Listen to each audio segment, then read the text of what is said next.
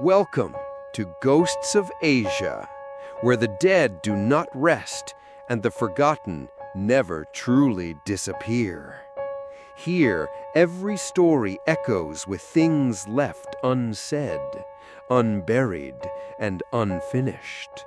And tonight, we bring you a tale from the heart of Osaka, an apartment that has been quietly paying rent for 17 years. Even though no one lives there.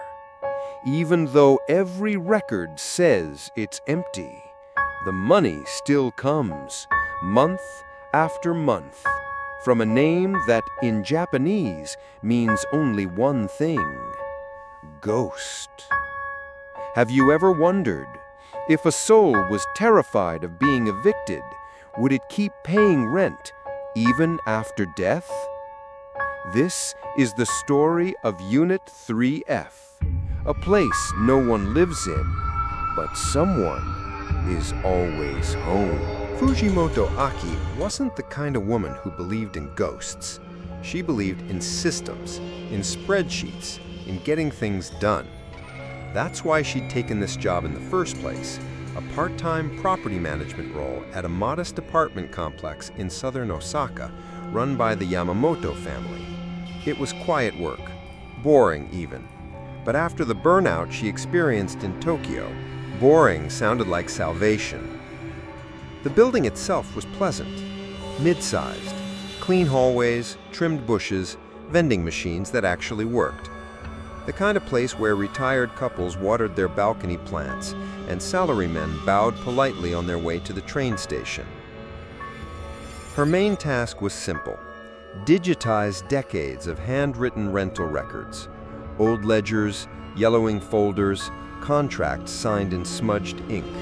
All of it needed to be uploaded into the cloud so the next generation could manage the property more efficiently. It sounded easy until she reached Unit 3F. At first, it didn't stand out, just another line in a dusty binder. But something was off. According to the records, Unit 3F had been listed as vacant since 2006. The keys were logged as in storage. No new contracts had been signed, no maintenance requests, no tenant names. But the rent? The rent had been paid every single month, without fail. 17 years of perfectly timed payments, transferred like clockwork, never late, never missed. Aki frowned and double-checked the dates. Yes, it had started in June 2006, just 1 month after the last tenant supposedly moved out. She traced the payment route through the old receipts and was startled to find they all originated from the same account: M. Yuri. Her fingers paused above the keyboard. Yuri wasn't a common name in Japan. It wasn't really a name at all. It meant ghost, the spirit of the dead, lingering, wandering, bound by regret. At first, she laughed it off, probably a nickname, maybe a placeholder someone forgot to update. But as she sifted deeper, she realized there was no other paperwork, no phone number, no ID copy, no emergency contact, just that one name, that one account, sending money every month. It unsettled her.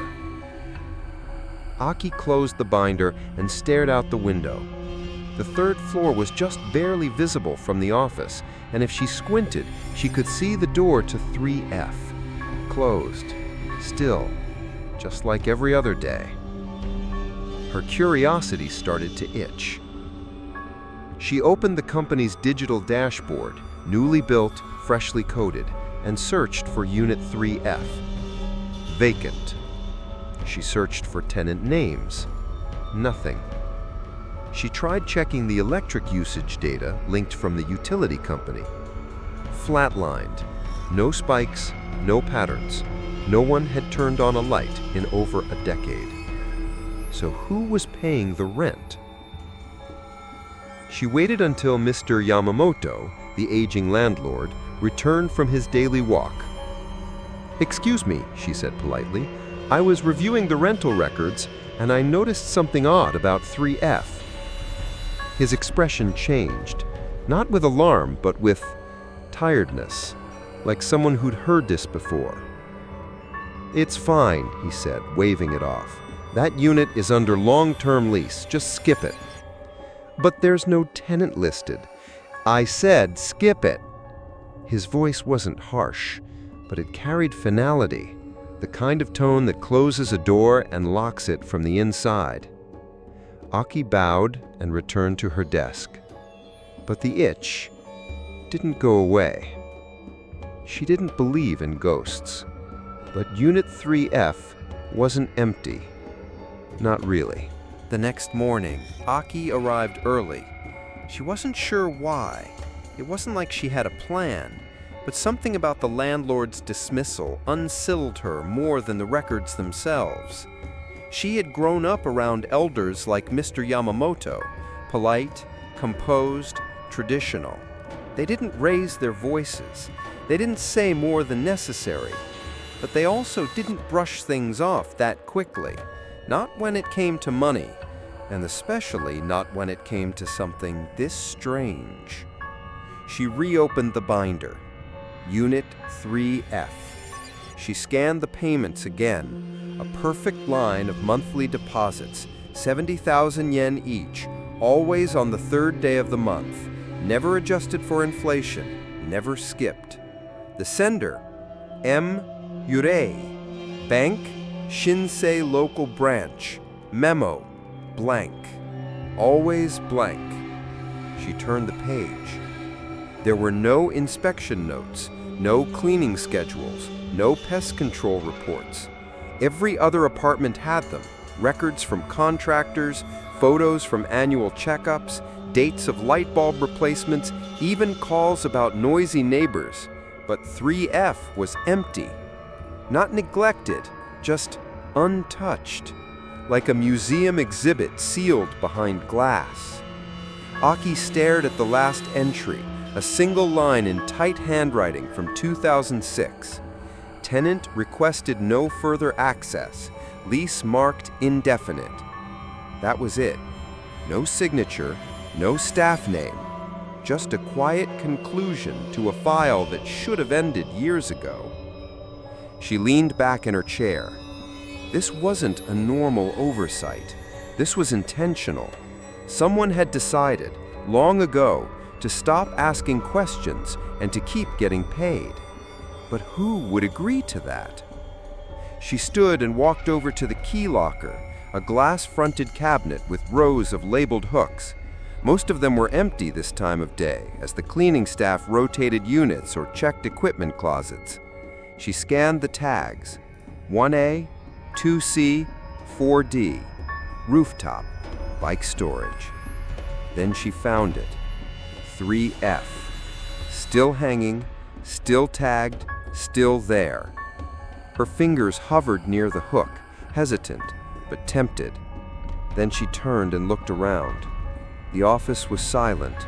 The only other person inside was Mr. Yamamoto, sitting in his corner seat, dozing with a newspaper half folded in his lap. Aki reached out and took the key. Just holding it gave her a chill. It wasn't cold, not physically, but something about the metal felt outdated, worn smooth from years of use, but untouched in decades, a contradiction in her palm. She slid it into her pocket and walked toward the stairwell. As she climbed the steps, the building felt perfectly normal. Distant hums of morning news programs behind closed doors, a kettle whistling faintly from 2B, the sound of slippers against tatami mats. Life was moving on, just like it always had. But when she reached the third floor, the air changed. The hallway was still, too still, the kind of stillness that doesn't feel like silence, but like holding your breath. 3F was near the end, between 3E and the emergency exit. Its door was ordinary, beige with silver trim, just like the others. The nameplate slot was empty. No mail, no sign of life. Aki stood in front of it, holding the key. Just open it, she told herself. You'll see a dusty room, maybe some broken furniture, maybe nothing at all, and then you can stop thinking about it. She inserted the key and turned. It clicked, but she didn't push. Instead, she pulled out her phone and checked the time, 9:03 a.m. She had the rest of the day. Still, something made her hesitate. That was when she noticed it, the faintest mark on the doorframe, just above eye level, a thin streak of white powder, subtle, faded, but unmistakably deliberate. She stepped closer and sniffed. Incense. Not the kind you buy at supermarkets, the kind used at temples, the kind burned at funerals. She stared at the line again. No, not just a line. A symbol. Barely visible now, but still there, a tiny brushed mark in circular motion, like a charm drawn in haste, then hidden beneath time. Aki stepped back. Maybe this wasn't just about a forgotten unit. Maybe someone had wanted it to stay forgotten. Back at her desk, Aki couldn't stop staring at the name. M-Urei. It was too on the nose, too deliberate.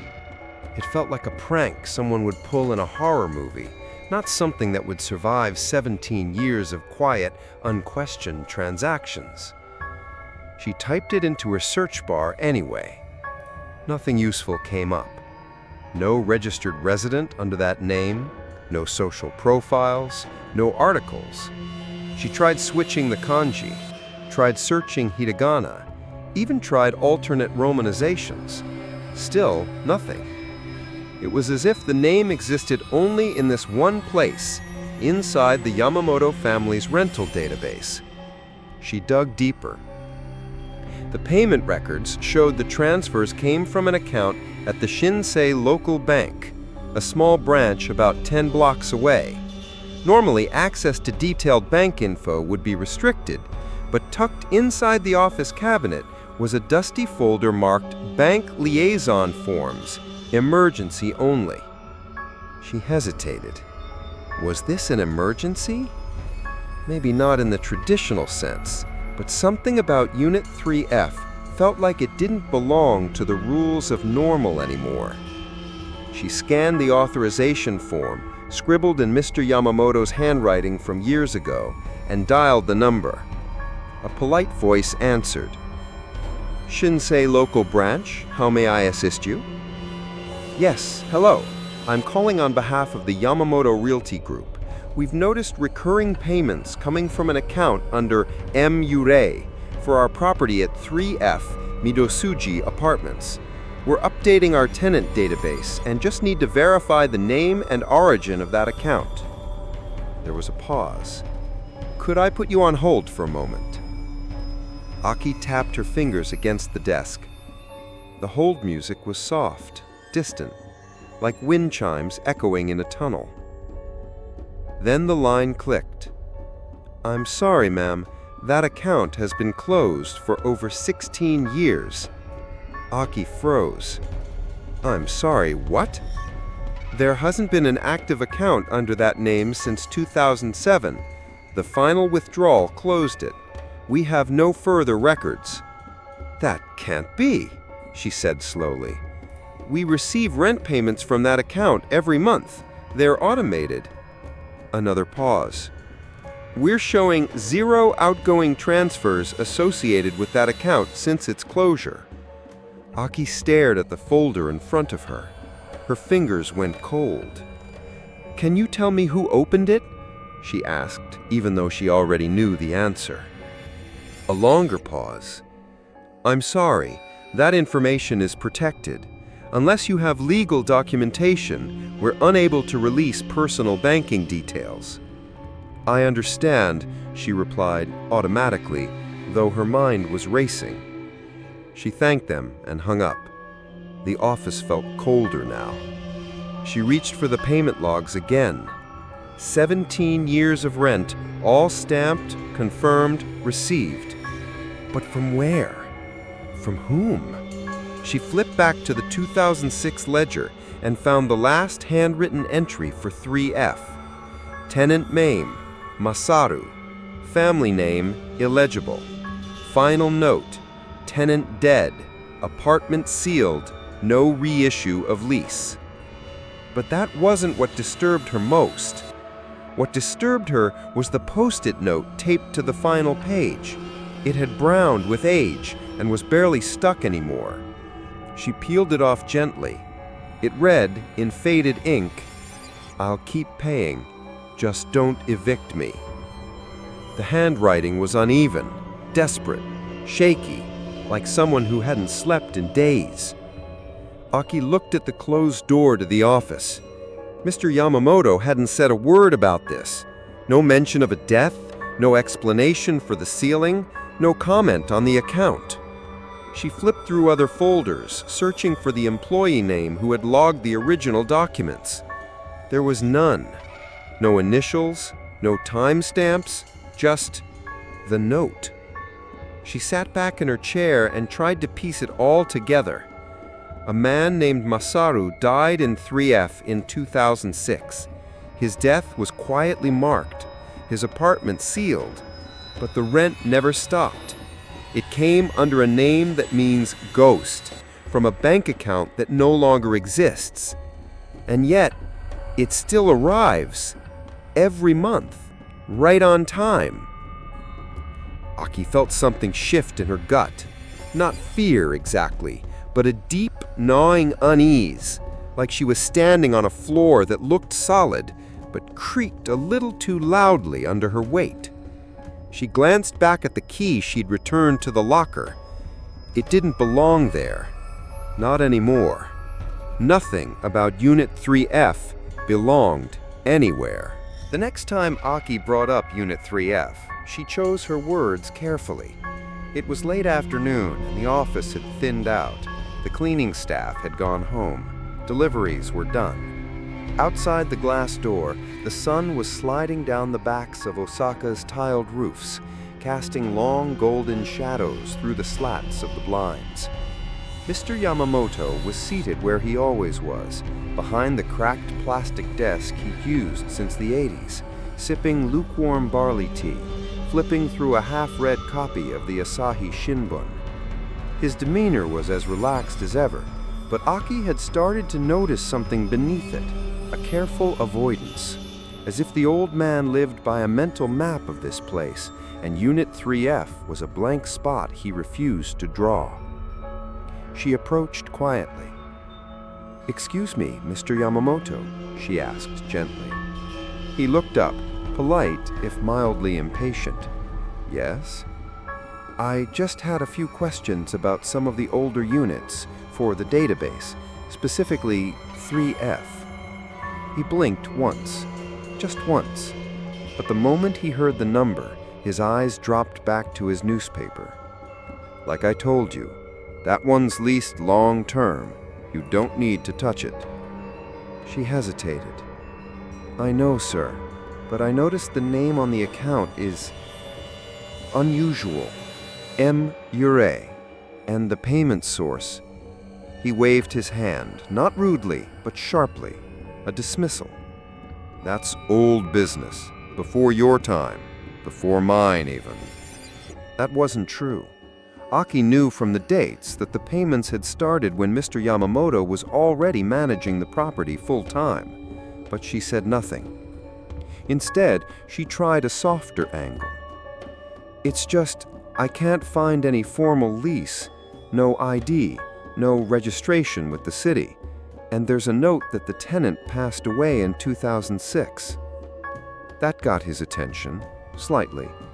He lowered his paper. "There are things," he said quietly, "that are better left filed away." She held his gaze. "Sir, respectfully, if this ever becomes a legal issue, if a tenant died in a unit and we've kept it unlisted, that could reflect badly on the agency." He stared at her for a long moment, as if weighing whether she was naive or simply persistent. Then he sighed. It wasn't a murder, if that's what you're thinking. It wasn't a scandal. Just a quiet, sad end, like many. Aki nodded. But the rent continued. Mr. Yamamoto looked past her, out the office window, toward the corner of the building. Some tenants, he said, voice soft, are harder to let go than others. She didn't speak. I knew his parents, briefly. They were traditional, old ways.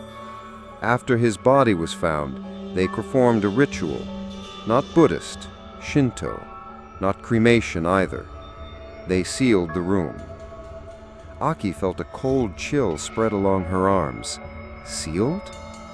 With ash, salt, and silence, he said. She opened her mouth to ask more, but he shook his head. They said if we respected the terms, the problem would never return. The family paid in advance, and then the money. It kept coming. He looked down at his tea. It had gone cold. I've managed this place for 34 years, and I've learned there are two kinds of problems in this business. The kind you fix, and the kind you leave alone. He folded his newspaper and stood. 3F is the second kind. Then he left without another word. Aki stood in the now empty office, the hum of the overhead lights suddenly too loud, too sharp. She didn't believe in ghosts. She didn't believe in salt lines or sealed rooms or rituals that outlived the people who performed them. But she did believe in patterns, and Unit 3F was starting to form one that everyone seemed to see, but no one dared to follow to the end. That night, she dreamed of a closed door. No knob, no keyhole, just a note taped to it, gently fluttering in wind that didn't exist.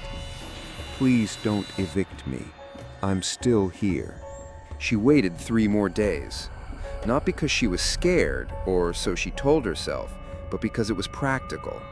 There were still files to scan, invoices to process, emails from tenants about lost parking cards and broken drain pipes, the usual noise of life in a building where people were still alive. But every night, she dreamed of the door. Sometimes it was sealed with black cords. Sometimes it was wide open and full of fog. But always, she would find herself standing before it with something cold in her hand. The key. She didn't ask permission. She didn't tell anyone. On the 4th evening, just after the sun dipped below the skyline, Aki returned to the key locker. She waited until Mr. Yamamoto went home. The office was hers alone. She opened the cabinet. The tag read simply, 3F, spare. She took it, and this time she didn't hesitate. The walk up to the 3rd floor felt longer than usual. Each step echoed a little too loudly. The stairwell lights buzzed faintly, flickering once as she passed the 2nd landing. She chalked it up to old wiring. By the time she reached the 3rd floor, the corridor had gone silent. Not quiet, silent. Even the usual building sounds had vanished. No TVs, no murmurs behind doors, no rattling pipes. Just stillness, like the hallway was holding its breath. Unit 3F was waiting. Aki stopped in front of the door. Her hands were sweating. She wiped them on her skirt, steadied her breath, and inserted the key. It turned easily. Too easily. The click echoed like a lock that hadn't been moved in years, yet still turned without protest, almost as if it had been expecting her. She pushed the door open and stepped inside. The first thing she noticed was the sound, or rather, the absence of it. The moment the door opened, the hallway noise was cut off completely, like the air inside had a different pressure, a different weight. The second thing she noticed was the smell. Faint, but unmistakable. Incense. Old, burnt out, mingled with mildew and something older, sweeter. A scent that didn't belong in a modern apartment. Something ceremonial. She stepped in. The light from the hallway spilled across the floor, revealing perfectly preserved tatami mats, a low table, cushions arranged neatly around it, dustless, undisturbed, and dated. Aki moved deeper inside. The apartment was like a time capsule from the early 2000s. On the shelf was a stack of VHS tapes, variety shows, commercials, news from an era before smartphones. A pair of flip phones sat side by side, their screens dark but unscratched. The kitchen had canned goods, instant ramen cups with discontinued logos, and a calendar still pinned on the wall, June 2006. It was pristine. Too pristine. Nothing had decayed. Nothing had changed. It was as though time had stopped the moment the door had last closed. Her ears began to ring, a soft, high-pitched tone, barely audible, but growing louder the longer she stood there. She blinked and tried to focus, grounding herself. Then she saw the note. On the far wall, beside the door frame, a yellowing post-it note curled at the corners, barely clinging on. She stepped closer. The writing was smudged, but still readable. "I'll pay the rent. Just don't evict me."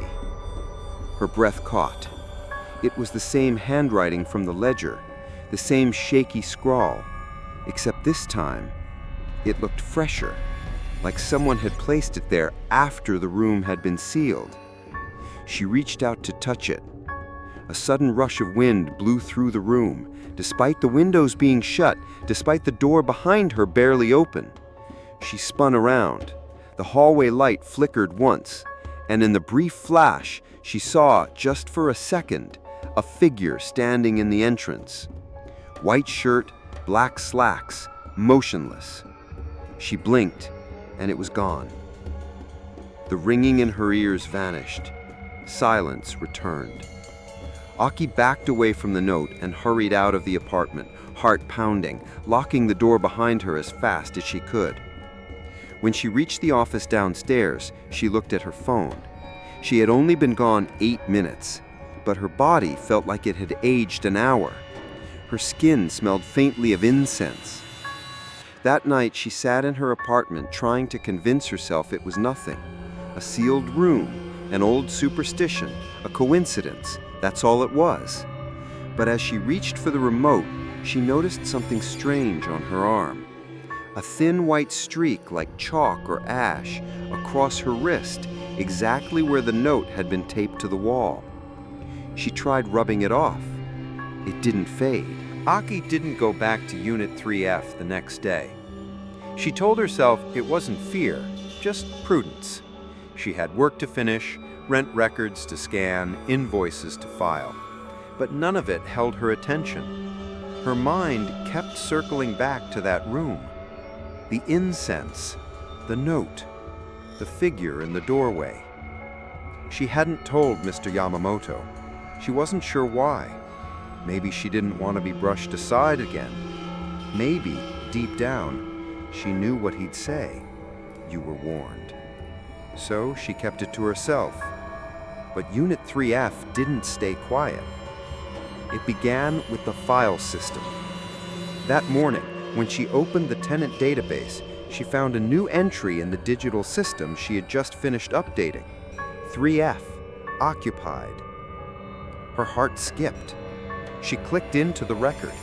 No name, no details, just one line under the notes field. Rent paid through next year. That made no sense. She had not created this record. In fact, she had specifically marked 3F as inactive just days ago. No one else used the system but her. She checked the edit log. Last modified 3:17 a.m. She hadn't been awake then. She hadn't touched her work laptop. She closed the file and opened the internal CCTV feed, something she had access to as building staff. She scrubbed through the third-floor hallway for that same time. The footage was clear. At first, empty corridor. Then, at exactly 3:17 a.m., static.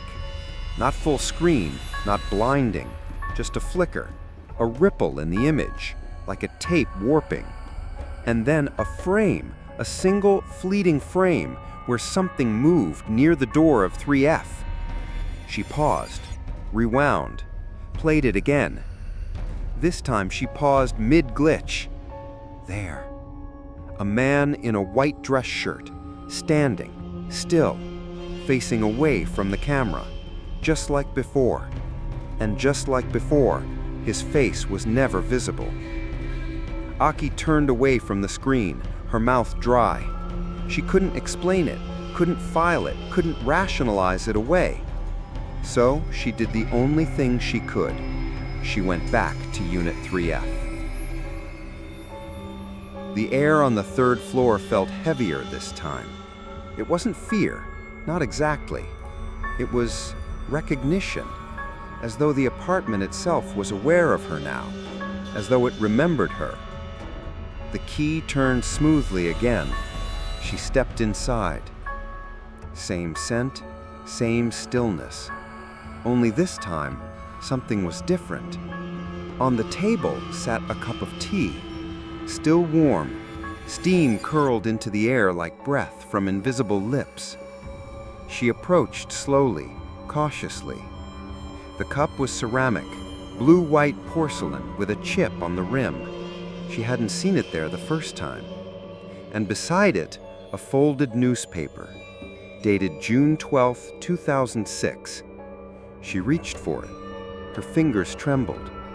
The front page bore a photo of a collapsed station and a headline she half remembered, a minor accident that year. But the ink was crisp, unfaded, as if the paper had just been printed this morning. And on the corner of the page, a faint fingerprint in dust, smudged, fresh. Her breath caught. Aki stepped back, heart racing. She didn't belong here. This wasn't a room. It was a preserved moment, a snapshot in time so carefully maintained that even its ghosts refused to let it age. It wasn't just haunted, it was curated. She turned to leave, but as she reached the door, her eye caught something else. The calendar on the wall had changed. The page had been turned. It now read July 2006. She hadn't touched it. She stared at it, frozen. Time was passing in here, slowly, deliberately, as if someone was still living this month, day by day, year by year, behind the veil of the physical world. She shut the door and locked it, her hands shaking. Her reflection in the hallway mirror looked pale, unreal. The apartment was remembering, and now it remembered her, too. That night, Aki didn't sleep. She tried. She curled beneath her blanket, drank warm tea, left the TV playing quietly to distract herself. But her thoughts kept returning to the calendar, to the steaming teacup, and to the way the apartment had changed. Rooms didn't change themselves. Calendars didn't flip on their own. And newspapers from 2006 didn't smell like fresh ink. It was no longer a question of belief. Something was happening inside Unit 3F. Something alive, or close enough to make the difference meaningless. At 2:15 a.m., Aki got out of bed, opened her laptop, and accessed the building's internal camera archive. There were 12 cameras in total, 4 outside, 4 in the stairwells, and 4 in the halls. She clicked into camera 3C, the one pointed directly at Unit 3F's door. The interface was clunky, designed years ago and never updated, but it allowed her to scan back nearly a decade of footage in rolling snapshots. She set the filter to view only Tuesdays, the same weekday she had seen the figure in previous clips. And then she started scrolling, week by week, year by year. The images passed quickly at first. Empty hallway, closed door, nothing. Until suddenly, in July 2013, something caught her eye. She froze the frame. There he was, same man, white shirt, black slacks, hair neatly combed, standing in front of 3F with a small bag in hand. She clicked play. The man walked toward the door, paused, reached into his pocket, and then the screen glitched just for a second, not static but distortion, like something was pressing against the feed itself, a pressure that made the pixels bend. When the video cleared, the door to 3F was slightly ajar. The man stepped inside. The timestamp read 03:17 a.m. Exactly the same as the most recent glitch. Aki's hands trembled. She scrubbed ahead to the next Tuesday. He came again. Same time, same clothing, same motion. And again the feed flickered the moment he turned toward the camera. Never before, never after, just in that precise moment when his face should have become visible. The week after that, same. Every 7 days. For years. She opened a notepad and began logging dates, every single appearance, every anomaly. The pattern was perfect. No skips, no deviations. But something else chilled her deeper. The man had not aged. In a decade of footage, not one gray hair, not one change in posture, not one shift in routine. His body moved like a recording on loop, but the timestamps were real. The days passed, the years turned, and he kept returning. She rewound to 2012, the year the mysterious staff member, Keiko Sato, had vanished. She scanned the footage from late October. On October 30th, just like the pattern predicted, the man arrived. Same time, same door, but this time, someone else was in the hallway. Keiko. She recognized her from the old HR photo she'd found. Cheerful, mid-30s, short hair. In the footage, she stood across the hall holding a clipboard, clearly waiting for something. Perhaps a scheduled inspection. Perhaps an attempt to end the lease. The man appeared on camera. She turned toward him, confused. He reached into his pocket, and then the screen glitched violently. Not the usual flicker. This time, the screen tore as if something had ruptured inside the lens. When it cleared again, Keiko was gone. Just gone. The hallway was empty. Only the man remained, stepping into Unit 3F and closing the door behind him. Aki recoiled from the screen. She checked the logs. There had been no repair ticket for the camera that week, no saved export. No one had reviewed this footage. It had sat here, buried in the archive, unseen for over a decade. She tried scrubbing to the next day. Still no sign of Keiko. She tried the day after that. Nothing. As if she had been erased, not just physically, but from memory, from system, from time. And yet, the rent that month had still been paid. From her account. She shut the laptop and stared into the dark. Her apartment felt too quiet, her own reflection in the window too still. This wasn't just a haunting. This was a routine, a schedule, a rhythm of presence that no one could interrupt, not without being absorbed into it. And now, by watching it, by noticing, by documenting, she feared she had become part of the pattern. The next morning, Aki returned to the office with a new resolve. She couldn't unsee the footage, couldn't undo the things she now knew.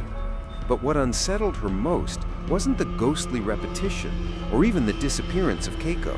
It was the absence of reaction. The footage had sat there for years, glitching in the same place, repeating the same figure. No one had ever reviewed it. No one had ever asked. The building didn't just forget, it refused to remember. Aki decided to speak to the tenants. She started casually, knocking on doors on the 3rd floor, clipboard in hand, pretending to conduct a routine survey. Most were polite, a few were annoyed, some didn't even open their doors. But the moment she asked about Unit 3F, everything shifted. "I don't know anything," said a man from 3B, avoiding her gaze. "That side of the hall's always been quiet." A woman in 3D gave a tight smile. "It's vacant, right?" "Yes," Aki said. "Since 2006, apparently."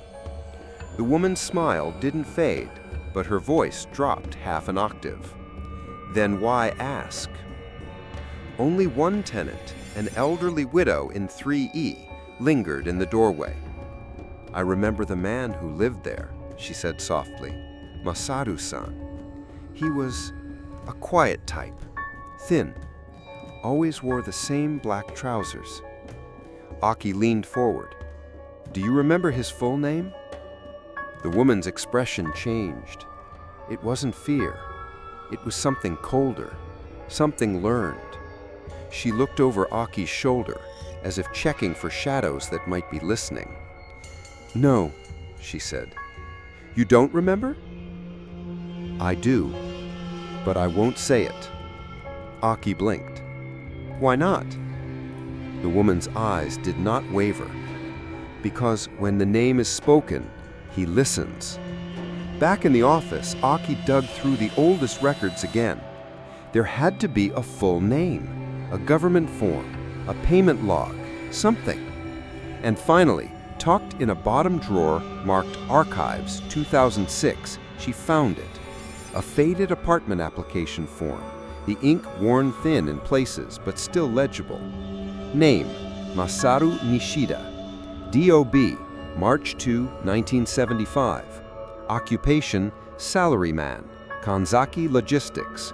Lease start, February 2006. Notes, tenant requested no emergency contact listed. Prefers no building visits. A signature at the bottom, barely legible, nervous strokes. The edges of the paper were brittle, like it had been folded and unfolded many times before, finally being filed away and forgotten. She repeated the name under her breath, Masaru Nishida. And somewhere, in that exact moment, the lights above her flickered. She froze. The office was empty, silent. But the air had changed. That night, she received a call. No caller ID, no number, just a blank screen. She let it ring, thinking it was a spam call, until it stopped. Then it rang again. Same number. Unknown. She answered, but no one spoke. Just a faint rhythmic static, like someone breathing through an old cassette player. Then, a whisper, barely audible, not from her phone, but from somewhere behind her. "Don't say his name again." She spun around. Her apartment was empty, but on the floor near her door sat a folded newspaper. June 2006, the same one she had seen in Unit 3F, but this one had something different. A line circled in red ink. An obituary. Small, barely noticeable, the kind that most people skim past. Masura N, 31, found deceased in his apartment. No foul play suspected.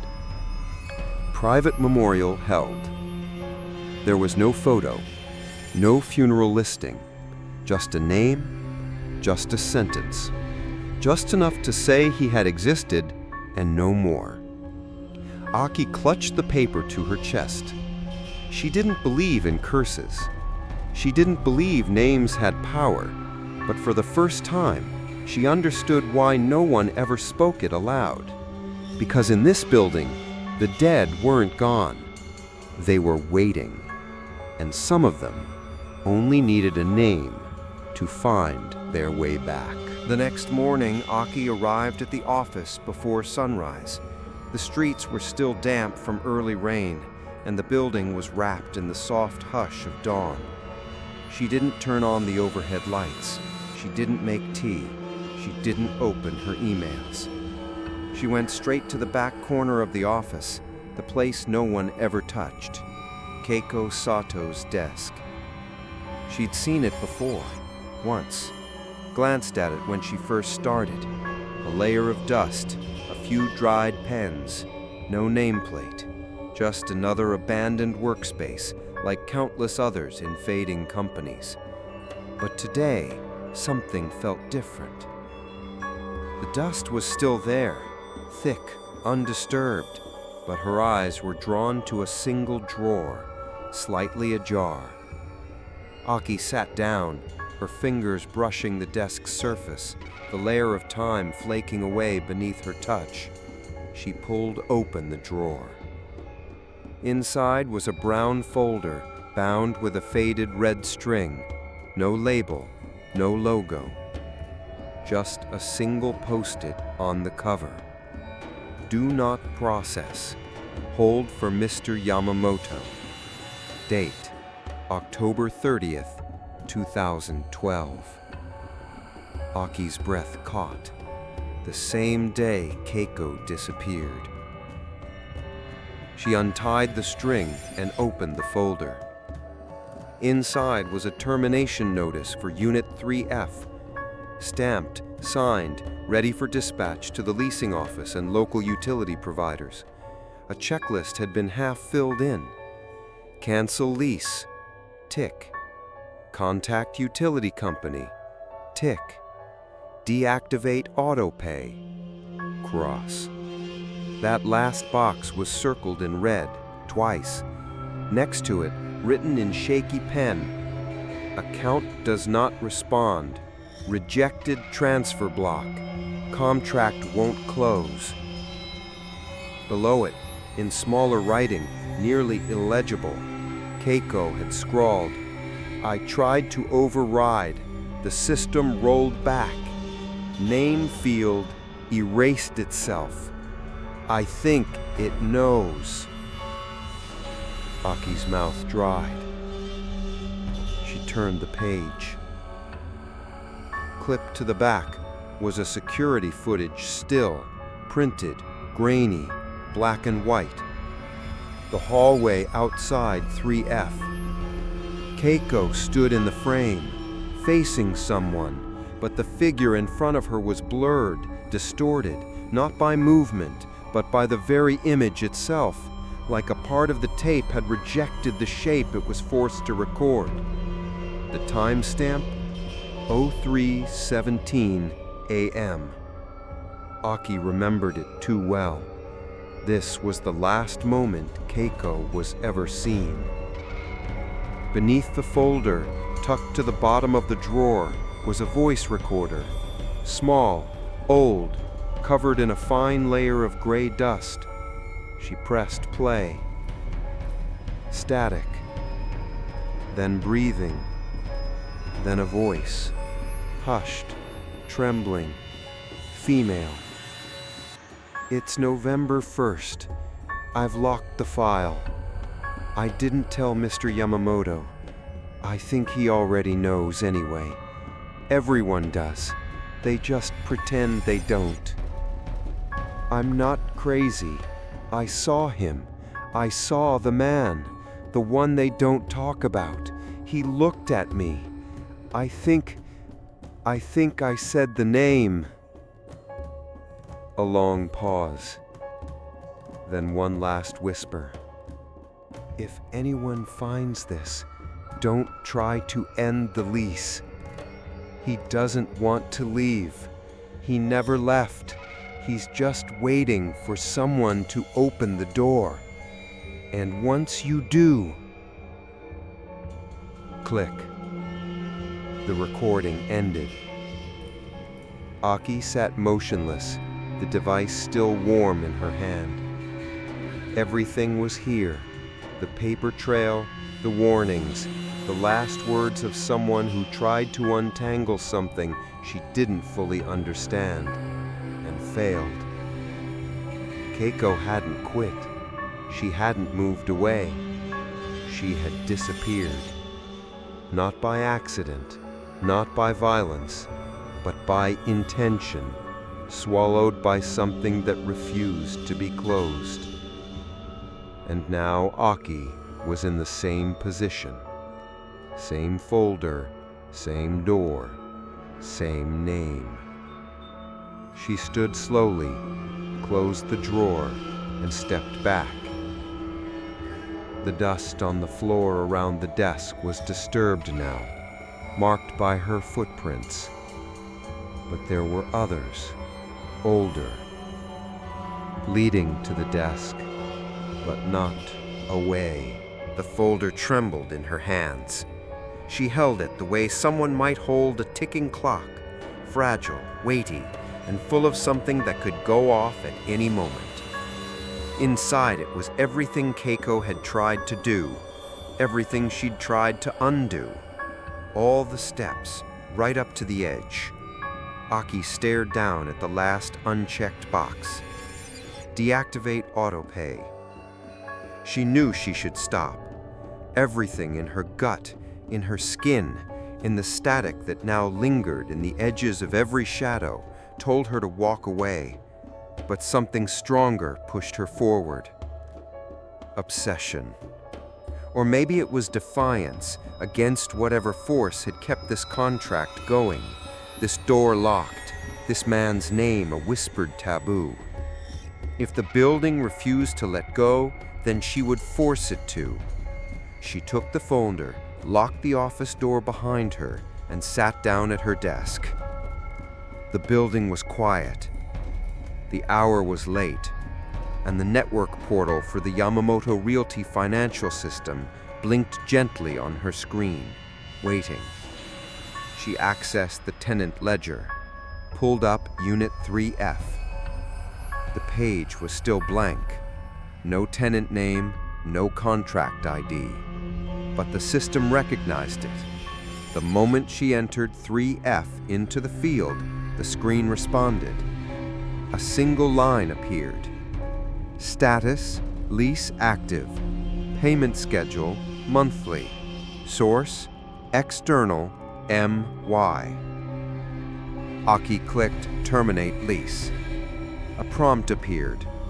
Are you sure you want to end this contract? This action cannot be undone. She clicked yes. The screen flashed. Loading. Then the cursor froze, just for a moment. Then, error, tenant file missing. Please re-enter full name. Her fingers hovered over the keyboard. She hadn't said it aloud since that night, but she typed it now. Masaru Nishida. Another pause. Then the screen responded. Record found. Proceed with cancellation. Yes. She clicked it. For a heartbeat, silence. Then her monitor went black. She gasped. The entire office dimmed. The overhead lights buzzed, then flickered off one by one, like dominoes falling in darkness. A low, pulsing hum began in the walls. Not mechanical, not electric. Organic, like a breath or a whisper. Her laptop rebooted on its own. The screen glitched, flashed lines of code she didn't recognize, then returned to the home screen. Everything looked normal, until she saw the folder on her desktop. It hadn't been there before. Its name was just one word. Why? She didn't open it. She couldn't. A sound echoed from the back of the office.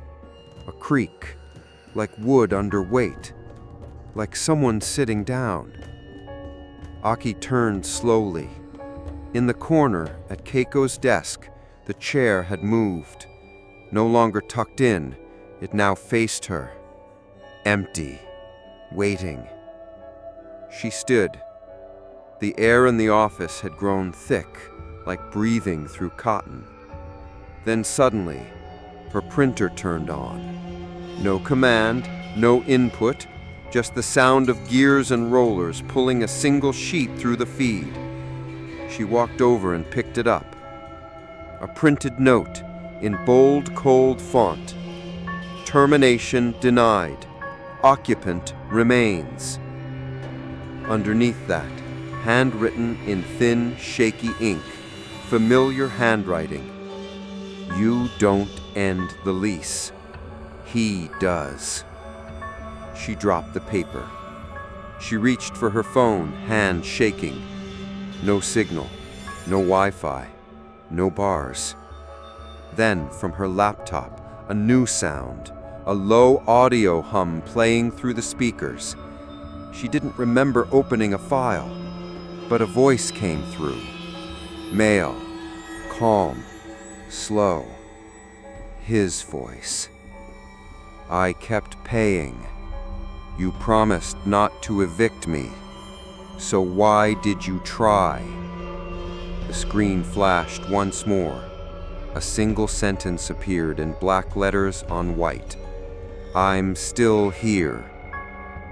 And then, everything went quiet.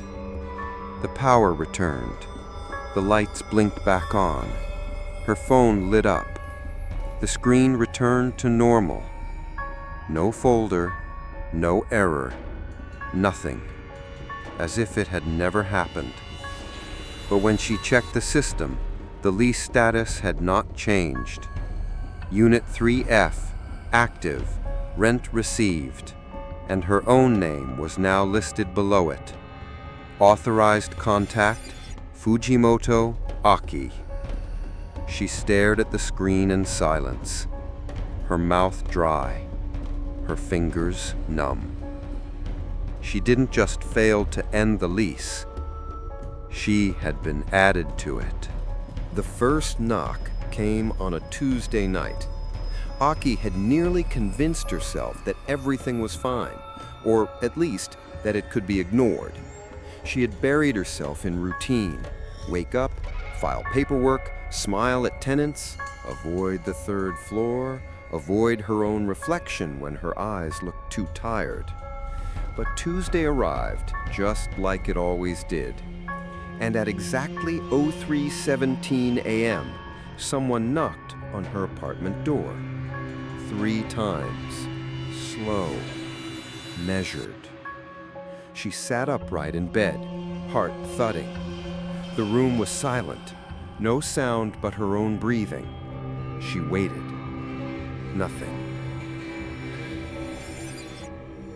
She got up, hesitated, then opened the door. The hallway was empty. No footsteps, no wind, no pranksters.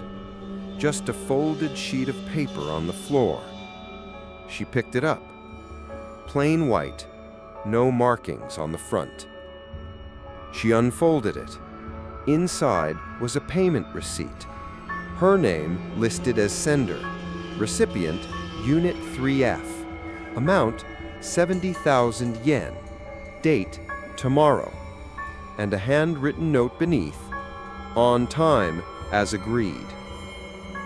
The next morning, her bank account showed the withdrawal. She hadn't made the transfer. There was no alert, no authorization, but the money was gone, deducted from her account, just like the old tenant before her and the one before that. Her hands trembled as she clicked into her banking app. A new automatic payment rule had been added, fixed monthly, permanent. She tried to delete it. Access denied.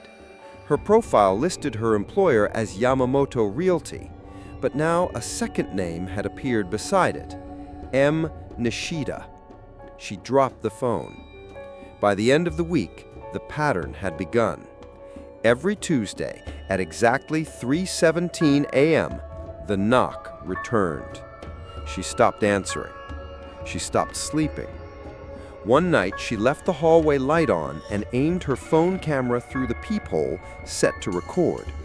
When she reviewed the footage, her screen flickered briefly, and in one frame, she saw a man standing outside her door. White shirt, black slacks, face blurred, back straight, waiting. She scrubbed back, forward, frame by frame. Each time he turned his head toward the camera, the video glitched, distorted into horizontal bands of static, as if reality itself refused to hold his image. But in one clear frame, his hand was visible. It held a folded piece of paper, just like before. Later that day, she checked the building's surveillance cameras again. At 3:17 a.m., the footage on the third floor flickered, just as it always had, but this time, the man didn't go to Unit 3F. He stood in front of her apartment, looking, waiting. She confronted Mr. Yamamoto. He didn't meet his eyes. "I told you not to touch it," he said quietly. "I didn't sign anything. I didn't agree to this." His expression didn't change, but he looked older than before, as if every word she said added years to his face. "You looked at it," he said. "You opened the door. You said the name. So what does that mean? That I'm his tenant now?" Mr. Yamamoto was silent for a long time. Then he said, "It means he knows where to send the rent collector." That night, she dreamed of doors, endless rows of them, each with a number, 3F, 3F, 3F. Behind one of them, someone was knocking, and behind another, someone was waiting for her to stop paying. When she awoke, there was a fresh slip of paper under her door. Late payment will result in termination. But the word termination had been crossed out, replaced by a single handwritten word: eviction. Aki knew the building would give her no more answers. The tenants had closed their doors, Mr. Yamamoto had closed his mouth, and every Tuesday the rent collector came knocking, unwavering, unchanging, and impossibly punctual. So she left Osaka for a day. She took the earliest train to Kyoto to visit someone her grandmother had once whispered about, a Shinto priest who specialized in unseen matters. Not the ceremonial kind who blessed weddings or purified new cars. The other kind. The kind people visited when doors closed by themselves and dreams refused to stay in their sleep. The shrine was tucked deep into the edge of the forest, crooked steps, cracked stone lanterns, and a torii gate that leaned like it hadn't stood straight in decades. She found him in a wooden room filled with old paper charms and the smell of camphor. Fushimi Kenzo, white-haired, near-blind, and older than time. He didn't speak for the first 10 minutes, just stared at her hands. Then he said, without looking up, "You've opened something that was meant to stay closed." Aki froze. "I didn't mean to," she whispered. "That doesn't matter," he said. "Doors don't care what you meant." She told him everything, the unit, the name, the payments, the knocking. He nodded once. "I know the name," he said quietly. "Masaru Nishida. You've heard of him?" "No," he replied, "but I've felt his kind before." Aki swallowed. "What kind?" The old priest reached behind him and pulled out a scroll, brittle, stained, wrapped in red twine. He unrolled it carefully. Inside was a charcoal sketch of a man bowing low before a closed door, surrounded by salt lines and strips of paper marked with kanji charms. Above his head was a single phrase: Busien Shihon, the soul that does not move on. "These are rare," the priest said. "Not all spirits wander. Some stay, not because they're angry, but because they're afraid. Aki felt her breath catch. Afraid of what? Afraid of disappearing, of being forgotten, of eviction. He looked at her then, his eyes filmy but sharp. You opened the door. That was mistake one. But your greater sin was this. You tried to remove him, and now he thinks he has to remove you. Aki's voice shook. Is there a way to stop him? The priest was silent. Then he pointed to the edge of the scroll, where a second figure knelt at the same door, holding a mirror in one hand and a bowl of ash in the other. This is a sealing ritual, old, powerful, rarely done anymore. His parents used it? Yes, he said. It binds the soul not out of hatred, but out of mercy, to keep it in one place so it doesn't vanish. A contract made not in paper, but in memory. Then I can seal him again? Aki asked. The priest shook his head slowly. You're not sealing a spirit, he said. You're sealing a promise, one that's already broken. He gave her a single charm, hand-drawn in thick black ink, soaked in salt water and cedar resin. Place this at the center of the room, he said. It won't banish him, but it may remind him that someone still honors the deal. And if I don't? The old man's silence was answer enough. Aki returned to the building before dark. She climbed to the third floor, holding the charm in her trembling hands. The door to Unit 3F looked the same, always the same. She unlocked it, stepped inside, and felt the now familiar ringing in her ears return. She walked to the center of the room, past the still table, past the ancient calendar, now flipped to August 2006, and placed the charm on the tatami. The air shifted. The scent of incense deepened, and for the first time she heard something move behind her. Not violently, not angrily, just present. She didn't turn around.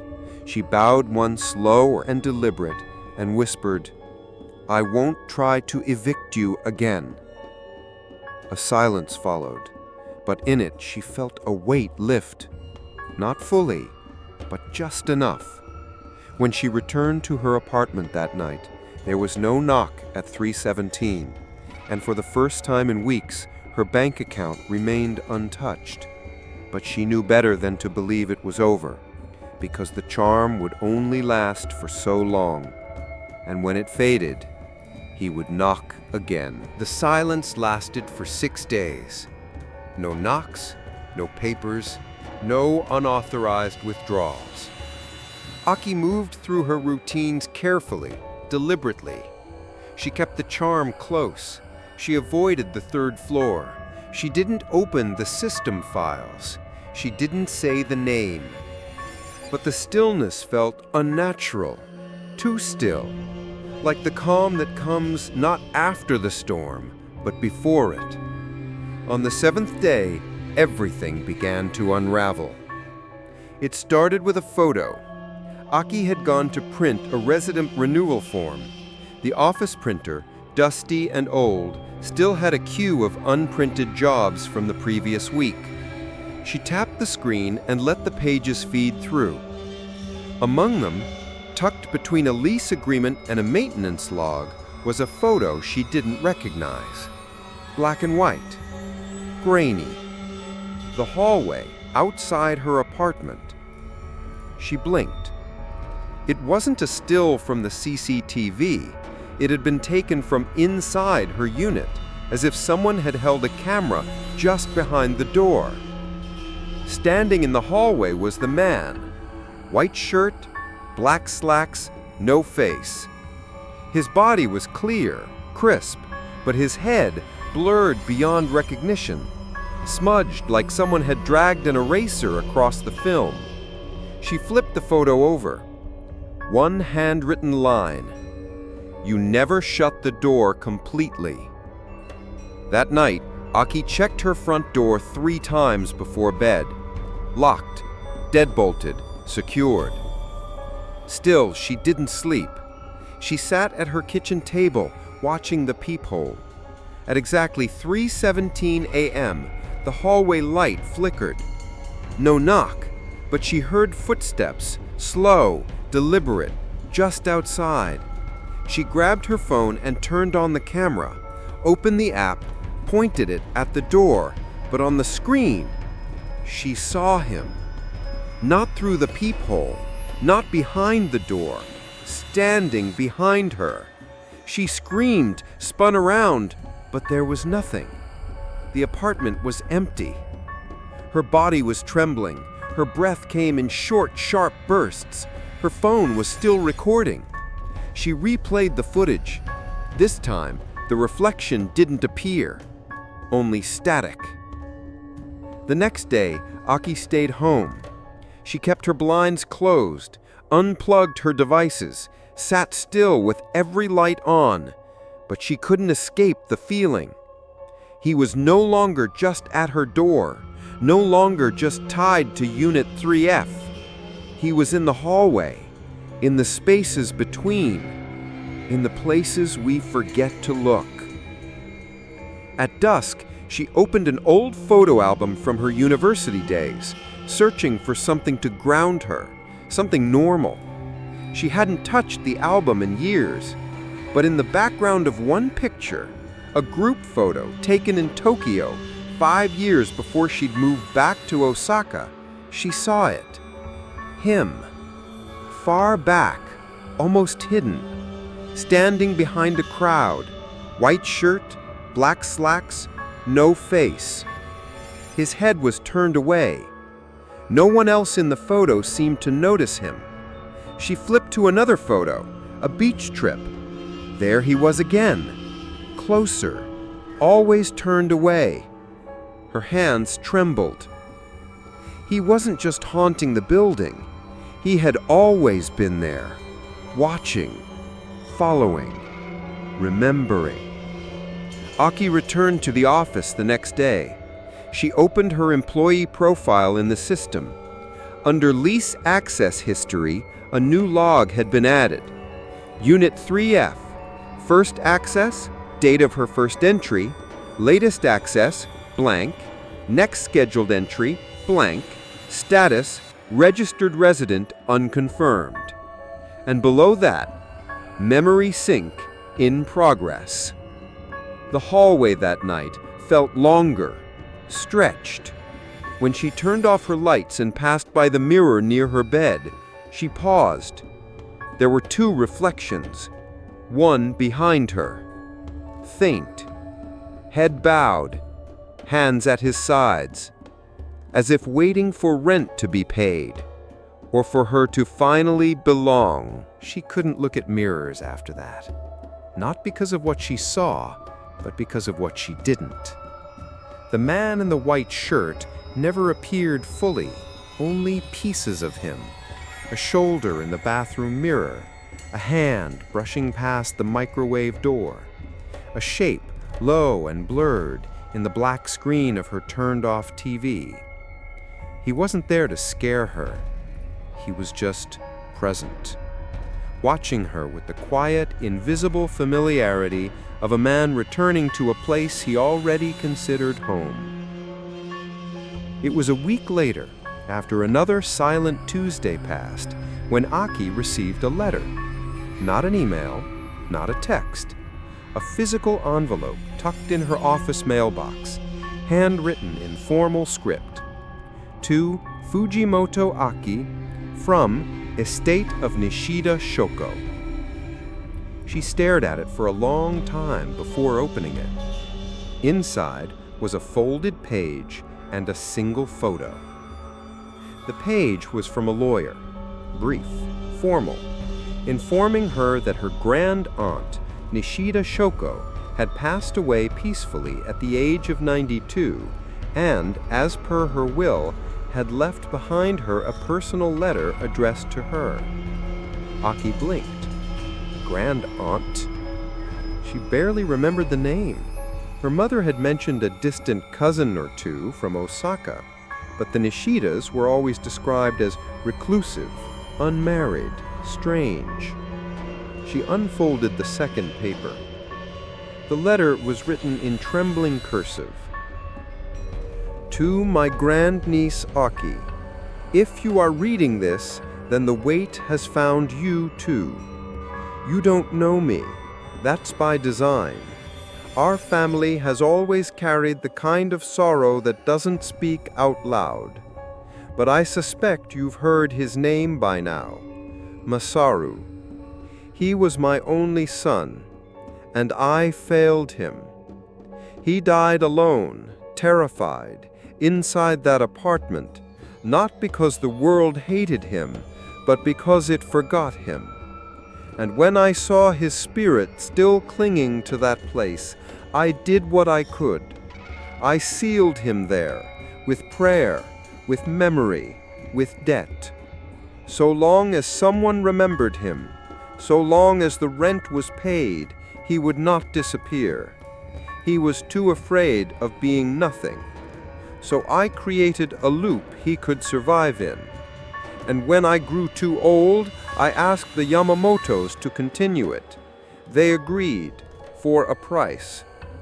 But the ritual was never perfect. Paper fades, salt scatters, memory decays.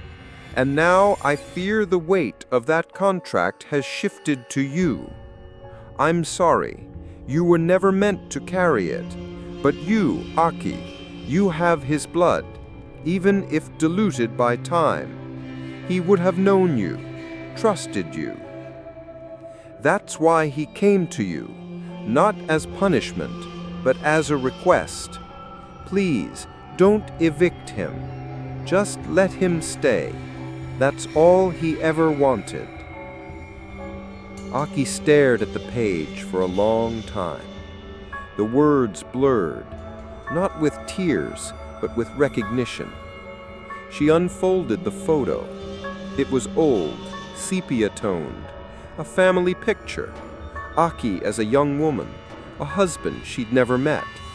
And standing in the corner, slightly apart from the group, a thin man in a white shirt and black slacks. Masaru, looking away from the camera, just like always. But something about his posture, familiar, too familiar. Aki's hands began to tremble. She raced to her childhood photo albums that night, digging through boxes in her closet, pulling out dusty books, flipping pages frantically, until she found it.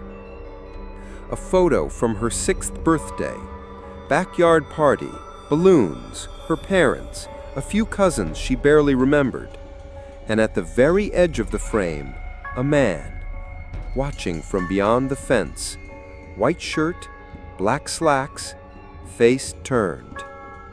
He had been there, even then. She sank to the floor. It wasn't a haunting, it was inheritance. A debt passed through blood, through silence, through the quiet agreement of generations too tired to fight it, too guilty to let it end. She hadn't been chosen at random. She was next. Later that night, she passed by the mirror in the hallway. This time, she didn't look away. And in the reflection, he stood behind her. Not menacing, not monstrous, just there. A man who had been evicted by the world and was now asking her to keep the door unlocked just a little longer. Tuesday always comes. No matter how fast the week slips by, no matter how much she hopes it won't, it comes. And with it, 3:17 a.m. Aki no longer tried to sleep through it. By now, she knew the signs. The subtle shift in the air, the way the shadows deepened even when every light was on, the way her phone signal vanished 3 minutes before, like time itself was clearing space. She sat by the door that night, not in fear, but in readiness. The charm the priest had given her had long since turned gray. The name had already been said. The lease had already been inherited. She no longer questioned if he would come, only why. At 3:16 a.m., the hallway light outside her apartment flickered once. At 3:17 a.m., the knock came. 3 times, slow, steady, familiar. But this time, Aki stood and opened the door. No peephole, no camera, no hesitation. He was standing there, Masaru, no longer blurred. His features were visible now, clear, human, exhausted. He looked ordinary and terribly sad. Aki didn't speak. He held out a piece of paper. It wasn't a threat. It wasn't a warning. It was a rental receipt, signed, stamped, paid in full, and written in thin, almost childlike handwriting. "I've been good. I've paid. Can I come in now?" Her voice trembled as she answered, "Yes." She stepped aside, and for the first time in 17 years, Masaru Nishida crossed a threshold, not into his own apartment, but into hers. Not as a ghost, not as a curse, but as something else, something older, something desperate to be remembered. He didn't speak. He didn't need to. He sat on the floor, neatly, respectfully, and Aki sat across from him. She poured tea. It steamed softly between them. For a long time they didn't move. 2 tenants, 2 names on the same unending contract, 2 souls sharing the same silence. Outside the window, the sky began to pale. Tuesday had passed, and for the first time in years, no rent was taken, because he was finally home. In the days that followed, Aki felt lighter, not in the way people describe relief, but in the way paper thins as it ages. She still walked the halls, still answered emails, still smiled politely at tenants, but something inside her had begun to drift. Masaru never left, not physically, not spiritually, not fully. He didn't speak, he didn't sleep, he didn't eat. He just sat at the low table, by the window, near the door, always with the quiet posture of someone afraid to be asked to go. And Aki never asked. She accepted his presence the way the apartment accepted the shadows in the corners, familiar, quiet, constant. But then, things started to change. It began with her name. One morning, she opened the company roster. Her name, Fujimoto Aki, was gone, replaced with A. Nishida. Status, resident liaison, internal only. She blinked, refreshed the page. No change. She tried to log into her bank app. It asked for her birth date. Her own no longer worked. She tried her mother's maiden name. Nothing. Then she tried a date she had read on an old application, March 2, 1975. Access granted. Her balance was the same, but the account now listed its owner as A.M. Nishida. She stood in the bathroom that night, staring at her reflection. Still her, but not quite. Her face looked older, not by years, but by texture, like a photograph reprinted too many times. She ran her hand along her cheek. It felt familiar, but distant. She returned to Unit 3F the next morning. Not her own apartment, the real one. The door opened before she touched it. The tatami still smelled of incense. The calendar still hung on the wall, still slowly flipping 1 month every 7 days. And at the center of the room, where she had once placed the priest's charm, sat something new. A mirror. Cracked. Dusty. But when she looked into it, she saw him, Masaru. Not behind her, not beside her, instead of her. She stumbled backward, then looked around the room. It had changed. Photos on the shelves now showed both of them. In parks, on trains, on the building's roof. Some were old, some she had never taken. All of them felt true. She turned to leave, but the door no longer led to the hallway. It led to the office, the dusty desk in the corner. Keiko's desk, except now the nameplate read A. Nishida. Her own handwriting scrawled across the calendar, her own coffee mug, her own pen, as if she had always been there. The phone rang. Old, wired, black receiver. She picked it up. A single voice on the line. Soft, male. Herself. Thank you for letting me stay. She put the receiver down and wept. Not out of fear, but out of the slow, dawning ache of understanding. Unit 3F wasn't haunted by Masaru. It was made of him.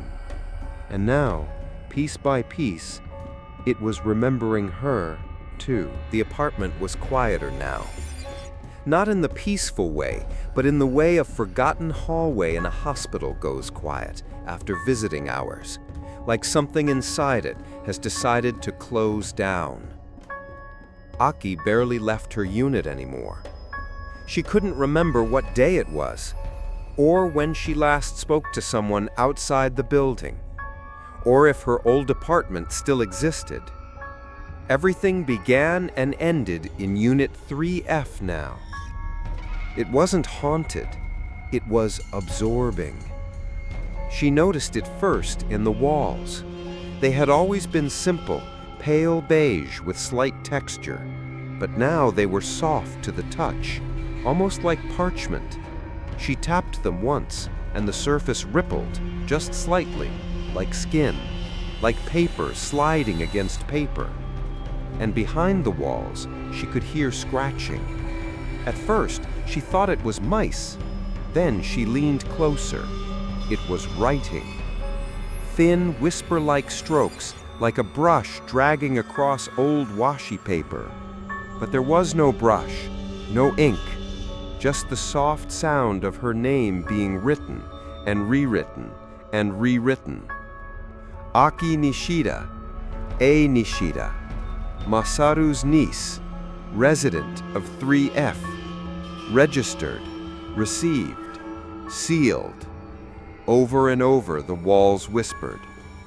The mirror showed less and less of her each day. Sometimes her reflection blinked when she didn't. Sometimes her reflection stood still when she moved. One morning, she walked past it and saw only a door. Not a reflection, just a door. Tatami floor, faint incense. Unit 3F, inside the glass. And from behind that door, she saw herself walk by. The lease had changed too. She checked the system one last time, though it barely responded now. It listed 3 names. Masaru Nishida, original tenant, status, fixed. Keiko Sato, interim liaison, status, absorbed. Aki Nishida, current tenant, status, integrating. No expiration date, no termination clause. Only one instruction locked into the system's core. Unit must never be left vacant. Her own memories began to fog. She remembered Tokyo barely. She remembered her mother's voice, but not her face. She remembered laughter, but couldn't recall if it was hers or someone else's.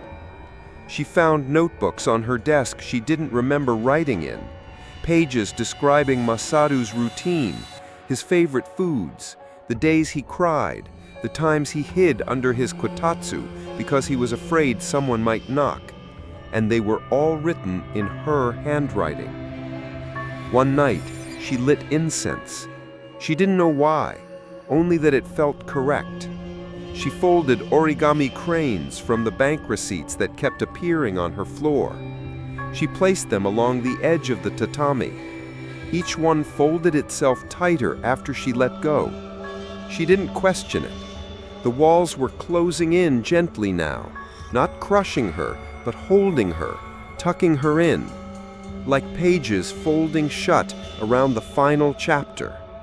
And in the stillness, she heard Masaru's voice, not behind her, not around her, from within her. "You kept your promise. I won't be evicted. You can rest now too." When she looked at the calendar, it had flipped again. Now it read February 2007. Time was no longer passing forward. It was folding backward, sealing itself again. The walls whispered one last word: next. The building's website no longer listed Unit 3F. Aki had checked it absent-mindedly one morning, or what felt like morning, out of habit more than hope. But the floor plan now skipped directly from 3E to 3G. No mention of 3F. No footprint, no vacancy status. It was as if the room had never been built. She checked again. Still gone. Even the old floor plans she'd printed weeks ago, the ones filed neatly in the back cabinet, now showed only a blank space. Just wall. She returned to the third floor, walked the hallway. 3E, 3G, and between them, nothing. A stretch of wall that looked just like the rest. But Aki knew. Her hand hovered there, fingers brushing a faint seam in the plaster, a vertical edge so subtle it could be mistaken for paintwork. She pressed. The wall gave way, folding inward like paper sliding aside. And there it was, Unit 3F, still exactly as it always had been, still waiting. Inside, the tatami smelled stronger now, aged incense and something older. Time thickened into dust, soaked into the air like oil into cloth. The calendar now read December 2006, going backward, week by week, like someone winding back a clock that never wanted to stop. In the office, Aki's name was gone from every system. Her logins no longer worked. The building staff didn't mention her anymore. They walked past the front desk like she wasn't there, even when she stood in the hallway, even when she waved. The delivery man looked right through her. One night, she passed her own reflection in the glass door and saw only an empty lobby. The world had forgotten her, not out of malice, but by design. She found her old ID badge one morning. It now read Nishida, A. Department, Internal Management. Position, Lease Continuity Coordinator. Access level, Permanent. She placed it on the table beside the receipt ledger, where Masaru's had once sat, where hers now belonged. One by one, the last traces of her outside life crumbled. Photos blurred, emails bounced. Her apartment downstairs, the one she once called her own, now had a new tenant, a college student. She watched her move in from the stairwell window. Cardboard boxes, hanging plants, a cat carrier. And when the student passed her on the stairs, she didn't look twice, didn't see her at all. Aki wasn't a person anymore. She was part of the building, of the memory, of the contract. The office drawer that once held Keiko's forgotten file now held hers, labeled Eiki Nishida, absorbed, 2025. And next to it, an empty folder, waiting. No name yet, just a printed label. Next vacancy, TBA. On the final page of the building's physical registry, the last entry was scrawled in thin black ink. 3F, removed from listing, paid in full, occupied, lease ongoing, tenant compliant, memory stable, status unlisted. Somewhere beyond the building, the world kept spinning. People caught trains, paid bills, answered emails. But behind one seamless stretch of wall on the 3rd floor of a middle-class apartment block in Osaka, Unit 3F remembered and waited. Because someday, someone would notice a missing room. Someone would ask about the rent. Someone would say the name. And the door would open again, just wide enough for the next one to step through. It came without sound. No knock, no flicker, no warning. Just a slip of paper slid beneath the door of Unit 3F, sometime between dusk and a silence that had no hour. Aki found it resting on the tatami near her feet, pale, pristine, without a crease. She didn't need to open it. She already knew what it was. The final receipt. She sat down at the low table across from the empty cushion where Masaru used to sit, where she once sat across from him in another time, another life, when she still believed she was separate from all this. The apartment was dim, the calendar no longer flipped. It had returned to the first page, February 2006, the month Masaru moved in. The month everything began. She unfolded the slip with trembling hands. It was short. Final payment received. Amount, 0 yen. Paid in full. Inhabitants confirmed. Occupant, Aki Nishida. Status, fixed. She ran her fingers over the word fixed. Not active, not resident, not even alive, fixed. A permanent fixture, a memory preserved in paper and walls and silence. In the office downstairs, though she no longer needed to go there, a printer came to life. It printed a single page, a file. It slid into the back drawer alongside Masaru's, her own, stamped, filed, complete. Somewhere inside her, or perhaps all around her, she heard a voice, not spoken, not human, but deeply, bone-deep familiar. Thank you. We won't be forgotten. You kept the promise. And she understood now. Masaru had never truly asked for help. He had asked for company. He had waited not for release, but for someone who would stay. Someone who wouldn't evict him, who would understand what it meant to fear being erased. And now, he wasn't alone. She stood in the center of the room, felt the tatami breathe beneath her feet. The air was warm. No more ringing in her ears, no more knocking, no more rent. Just presence, just continuity. On the outside, the building stood the same, tidy, quiet, forgettable. A new tenant moved into 3D. The college student upstairs adopted a second cat. The old widow across the hall passed away peacefully in her sleep. Life went on. But behind a stretch of wall with no door, Unit 3F remained occupied. And once a month, just before dawn, a single bank transaction was logged into a private server. From Aki Nishida to Yamamoto Realty, archived. Amount 70,000 yen. Memo, as agreed, do not evict. Somewhere, a door that no longer existed breathed, and behind it, two people sat quietly across from one another. A man who refused to leave, and the woman who chose to stay. It started with a listing, a clean, unassuming post on a small, family-run rental agency's website.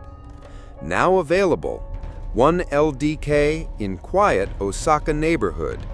Newly vacant, well-maintained. Third-floor unit, 70,000 yen per month. Contact Yamamoto Realty.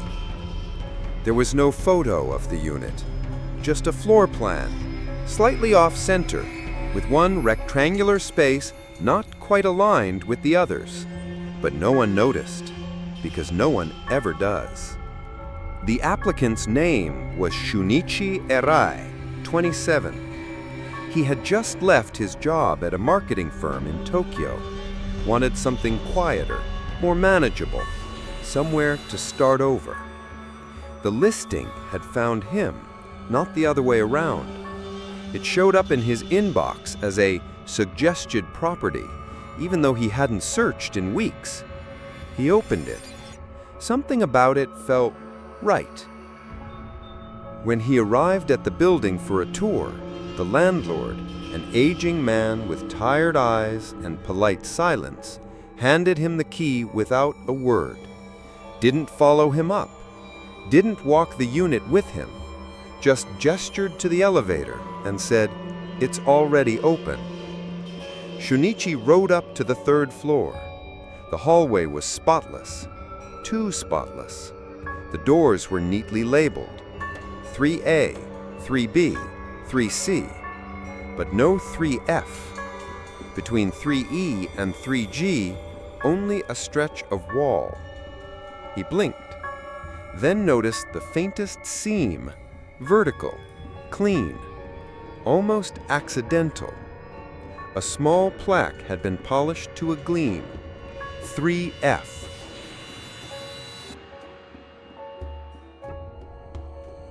He turned the key. The wall gave way. The unit was immaculate, furnished, warm. A faint scent of incense lingered in the air, pleasant, nostalgic. The tatami felt soft underfoot. The windows were clean. The light pooled into the room like a memory returning home. And on the table already waiting for him sat a folder. "Welcome, Erai-san. We're glad you've chosen to stay. Your lease has already been prepared. There was no need to sign. Just one checkbox at the bottom. I will not ask who came before. I agree never to leave the unit vacant." He hesitated, then checked both boxes. And in the mirror near the entrance, for just a moment, he saw three people. A woman seated at the table, a man standing by the window, and himself stepping through the door. The room sighed. Unit 3F was no longer vacant. It never would be.